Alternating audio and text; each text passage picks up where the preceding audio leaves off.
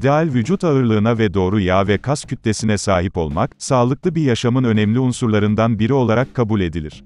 Bu doğrultuda, kalori alımının düzenlenmesi için çeşitli diyet önerileri geliştirilmiştir. Ağırlık yönetiminde alınan besinlerin önemi kadar besinlerin kişiye vereceği tokluk hissi de çok önemlidir.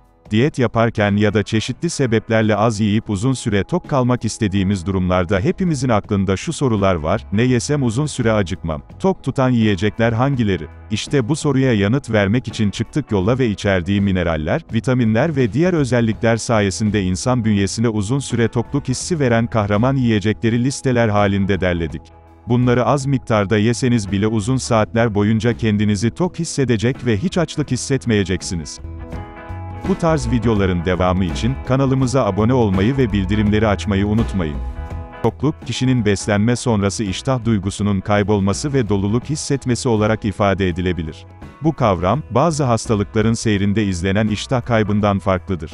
Tokluk hissi, özellikle yeterli ve dengeli beslenme alışkanlığının kazanılmasında, gereğinden fazla kalorinin alınmasını engellemek amacıyla farkındalık kazanılması gereken bir durumdur.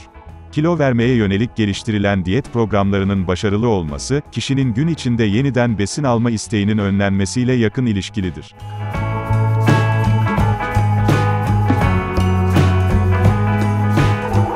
Yapılan çalışmalarda, her biri 240 kalorilik bir porsiyon olarak hazırlanan çeşitli besin ürünleri, tokluk hissine olan katkılarına göre sınıflara ayrılmıştır. Bu çalışmalar sonucunda besinlerin doygunluk indeksi adı verilen bir liste hazırlanmıştır. Bu liste, beyaz ekmeğin tüketildiğinde verdiği tokluk hissini 100 olarak kabul ederek, buna göre diğer besinlerin yarattığı tokluk hissini ölçmek için kullanılır. Bu bağlamda, tokluğa katkısı %100'ün üzerinde olan besinlerin tüketilmesi gün içinde uzun süre tokluk sağlarken, %100'ün altında kalan besinlerin tüketilmesi yeniden acıkmayla sonuçlanabilir. Örneğin, haşlanmış patatesin tokluk indeks puanı %323 iken, yumurtanın indeks puanı %150, yaş pastanın ise %65 olarak hesaplanmıştır. Tokluk indeksinde üst sıralarda yer alan gıdaların tok tutmasını sağlayan bazı ortak özellikleri mevcuttur.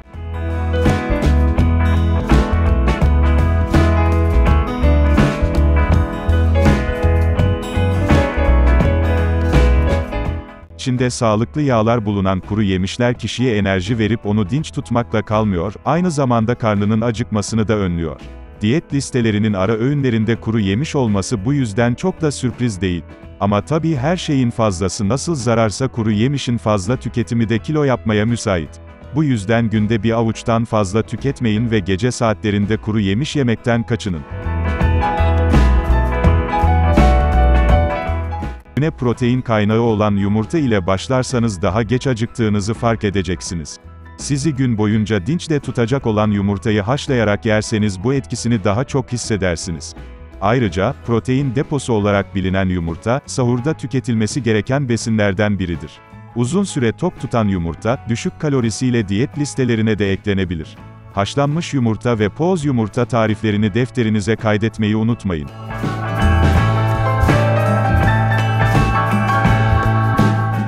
Peynir çeşitleri, uzun süre tok tutan besinlerin başında gelir. Ancak sahurda susuz kalmayı önlemek için önerilen çeşit, lor peyniridir. Protein bakımından çok zengin olan lor peyniri, neredeyse tuzsuzdur. Lor peynirini salatalara veya yumurtaların içerisine ekleyerek tüketebilirsiniz. Ayrıca ev yapımı lor peyniri tarifine göz atarak kendi peynirlerinizi de hazırlayabilirsiniz. Eğer lor peyniri sevmiyorsanız, az tuzlu ve az yağlı peynir türlerini tercih edin.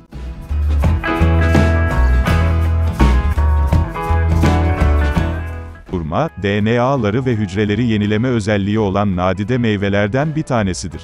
Hurmanın yetiştiği bölgeye göre farklı çeşitleri vardır. Kış aylarında daha çok elma boyutundaki hurmalar tüketilir. Doyurucu özelliği dışında içerdiği besin maddeleri, vitamin ve elementlerle sağlık açısından da çok önemli bir besin olan hurma, önemli bir antioksidan görevi görür. Şeker, protein, lif ve farklı yağlar başta olmak üzere 16 farklı mineral içermektedir. Ayrıca zengin bir C vitamini, B1 vitamini, B2 vitamini ve A vitamini kaynağıdır. İyi derecede flor içerir, flor diş çürümelerini önler ve bağışıklık sistemine güç katar. Hurma, bağışıklık sistemini güçlendiren ve özellikle kanser hastalığına yakalanma riskini azaltan selenyum açısından da zengin bir şifa kaynağıdır. Aynı zamanda kan şekerini dengeleme özelliğine sahip hurma aslında en masum tatlılar arasındadır. İçinde doğal şekerler barındıran hurmanın tek bir tanesiyle tatlı krizlerinin önüne geçebilir ve kendinizi uzun süre doymuş hissedebilirsiniz.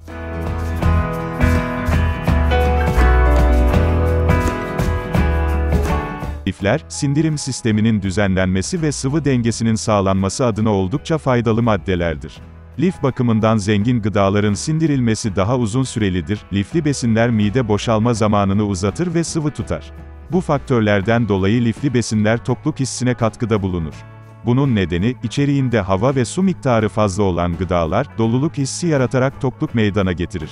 Yine lif ve protein açısından oldukça zengin olan bir besinde sıra, yulaf ezmesi. Yulaftaki karbonhidratlar vücut tarafından çok daha geç yakıldığı için sizi tok tutuyor ve kan şekerinizi düzenliyor.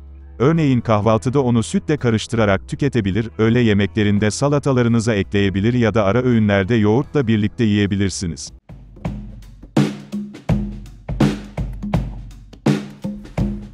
Öncelikle bu dönemde kilo vermek de amaçlanıyorsa mutlaka doktora ve diyetisyene başvurmak gerekiyor.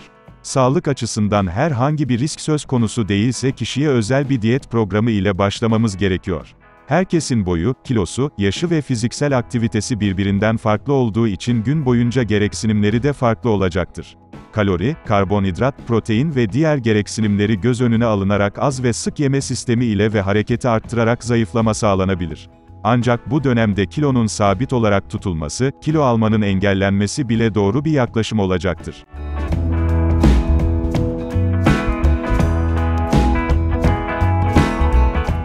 Öncelikle tek veya 2 öğün şeklindeki alınan gıdaları 3 veya 4 öğüne yaymak gerekir. Çok çeşitli yemeği bir arada ve hızlıca tüketmek yerine iftarı çorba veya kahvaltılıklar ile açmak 1 ila 2 saat sonra ana yemeğe geçmek en doğru olanıdır. Yemeklerden sonra yenen ağır tatlılar sindirim sisteminin yükünü daha da arttırırlar. Eğer isteniyorsa yemekten 1 ila 2 saat kadar sonra sütlü tatlılar, güllaç, dondurma, meyvelerle yapılmış tatlılar yenilebilir. Ancak meyve en doğru seçim olacaktır.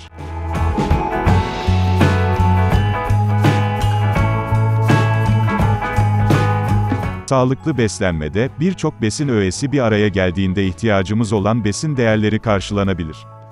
Bu sebeple salata yapımında kullanılan besinlerin tek başlarına büyük besin değerlerine sahip oldukları söylenemez, fakat içerdiği vitamin, mineral ve lif miktarı sağlıklı beslenmemize katkısı açısından asla azımsanmamalı. İçeriğindeki bu mineraller ve vitaminler vücudun yenilenmesinde ve besinlerin sindiriminde büyük rol oynar. Bunların yanı sıra salatalar yüksek miktarda antioksidan ve lif içerir. Bu sayede bağışıklık sistemini güçlendirir ve kanser başta olmak üzere birçok hastalığa karşı koruyucudur. Aynı zamanda yüksek lif ve tüm sebzelerde olduğu gibi yüksek su içeriği sayesinde mide kapasitesini doldurarak tokluk hissi yaratır. Diyet yapanlar için de düşük kalorileri ile uzun süreli tokluk sağlamak için sağlıklı bir alternatiftir. Ayrıca içerdiği lifler, bağırsak hareketlerini hızlandırarak toksik öğeleri temizler ve sindirim sisteminin hızlı çalışmasına yardımcı olur.